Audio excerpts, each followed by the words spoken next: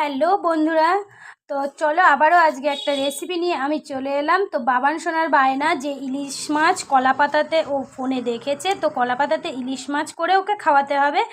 তো তাই ভাবলাম রেসিপিটা তোমাদের সঙ্গেও শেয়ার করি। তো দেখো, মাছগুলোকে আমি এরকমভাবে ধুয়ে নিয়েছি। এবারে কিভাবে করছি তোমাদেরকে দেখাই। আর এইভাবে তোমরাও করবে। কলাপাতা ইলিশ মাছ ভীষণ ভালো হয়। আর ইলিশ মানেই তো মানে কি বলবো, ইলিশের সিজনই চলছে এখন। বর্ষাকাল মানেই ইলিশ খেতেই হবে, বাঙালির প্রিয় যে মাছ ইলিশ। বন্ধুরা, তো চলো দেখো, এসে গেছি আমি গাছ থেকে একটু কলা পাতা কাটতে। আজ গাছ থেকে কলা পাতা কেটে নিয়ে এলাম। এবারে আমি কলা পাতাগুলোকে ভালো করে ধুয়ে নেব। এরকম আগে কেটে নিয়েছি কলা পাতাগুলোকে, এবার ধুয়ে নিচ্ছি। চলো তোমরা দেখবে। দেখো, কলা পাতাগুলোকে আমি ধুয়ে নিয়েছি। এবারে একটু আমি গ্যাসের ওপর দিয়ে সেঁকে নেব, কারণ কলা পাতাগুলো ফেটে যেতে পারে যখন আমি মাছটাকে দিয়ে বাঁধবো। সেই কারণে আমি একটু আগে থেকেই গ্যাসের ওপরে দিয়ে, দেখো চলো কিভাবে করছি তোমাদের দেখাই। দেখো, এইভাবে আমি কলা পাতাগুলোকে একটু সেঁকে নিচ্ছি, তাহলে নরম হয়ে যাবে, তাহলে বাঁধার সময় আর ফাটবে না কলা পাতাগুলো। কলা পাতাগুলো দেখো একদমই সফট হয়ে যাচ্ছে আগুনে সেঁকাতে। এই দেখো, এখানে 5 পিস মাছ নিয়ে নিয়েছি। তো এটা দিয়েই আমি আজকে পাতুরিটা করব। তো তোমরা রেসিপিটা দেখো। আর ভীষণ ভালো হয় এরকমভাবে, একদম ইজি পদ্ধতিতে আমি আজকে করব ইলিশের পাতুরি। তো চলো দেখাই তোমাদের কিভাবে করছি আমি। এবারে দেখো, আমি মশলাটা আগেই সর্ষে, কালো সর্ষে আর সাদা সর্ষে তোমরা মাপ মতো মানে যতটা মাছ পরিমাণ মতো ভিজিয়ে রাখবে। তো আমি আগে থেকে এটা ভিজিয়ে রেখেছিলাম।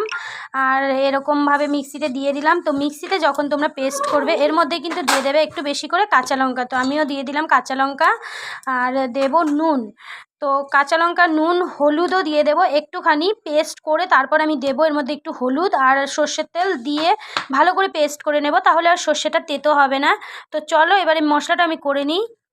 পেস্ট হয়ে গেছে। এবার আমি দিয়ে দিচ্ছি এর মধ্যে হলুদ আর অল্প সর্ষের তেল। আর একটা কথা, তোমরা কিন্তু চাইলে এর মধ্যে নারকেলও দিতে পারো। আমি দিইনি, কারণ সবারই ঠান্ডা লেগেছে ওই জন্য। তো চলো এবারে দেখাচ্ছি কি করি আমি। কিছুটা সর্ষে দিয়ে আমি মাছগুলোকে একটু মাখিয়ে নিচ্ছি। তো মাছটা মাখানোর সময় আমি আর কিছুটা সর্ষের তেলও দিয়ে দিলাম। তো ভালো করে ম্যারিনেট করে কিছুক্ষণ রেখে দেবো মাছটাকে। আর আমি কিছুটা মশলা রেখে দিয়েছি, সেটা আমি কলা পাতাতে দিয়ে ওপরটাতে দেওয়ার জন্য। তো তোমরা দেখতে থাকো। 15 মিনিট মতো মাখিয়ে রেখে দিয়েছিলাম। এবারে চলে এলাম আমি। দেখো, কলা পাতাগুলোকে একটু সেঁকে সফট করে নিয়েছিলাম। তো আমি 4-5টা মতো করব। তো এরকমভাবে মাছের পিসগুলোকে দিয়ে দেব, দিয়ে ওপর থেকে একটুখানি মশলা এরকমভাবে দিয়ে এবার এটাকে বেঁধে দেবো। তো এইভাবে আমি রেডি করছি। তো আসছি আবার পরে, ভিডিওটা তোমাদেরকে পুরো দেখাবো। এবারে এটাকে সুন্দর করে বাঁধতে হবে। তো বেঁধে আমি দেখাচ্ছি তোমাদেরকে। তো এই যে এরকমভাবে মশলা দিয়ে ভরে এবারে এটাকে সুন্দর করে বাঁধতে হবে। তো সেটা আমি দেখাচ্ছি তোমাদের আবার। তো কলা পাতা দিয়ে দেখো সুন্দর করে মুড়িয়ে একদম সুতো দিয়ে বেঁধে দিয়েছি আমি টাইট করে একটু।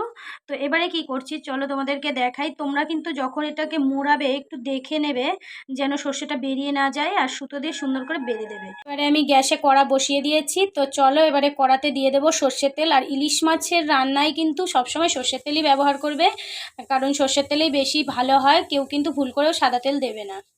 তো কড়া গরম হয়ে গেছে, আমি দিয়ে দিয়েছি সর্ষের তেল। হয়ে গেছে, এবারে আমি দিয়ে দেব।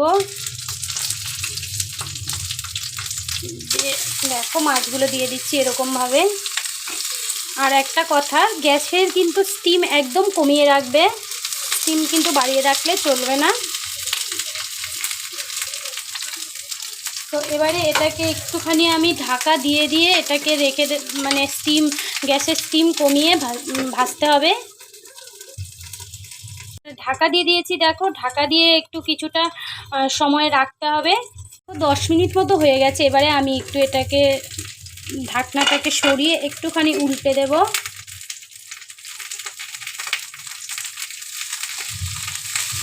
এরকমভাবে একটু উল্টে দিচ্ছি। তো পুরোপুরি রেডি হয়ে গেলে এবারে তোমাদেরকে আমি দেখাচ্ছি। এটাকে উল্টে আমি আবার ঢাকা দিয়ে দিলাম। এটা একটু টাইম লাগবে। রেডি হয়ে গেছে। এবারে চলো একটা খুলে তোমাদেরকে দেখাই কেমন হয়েছে।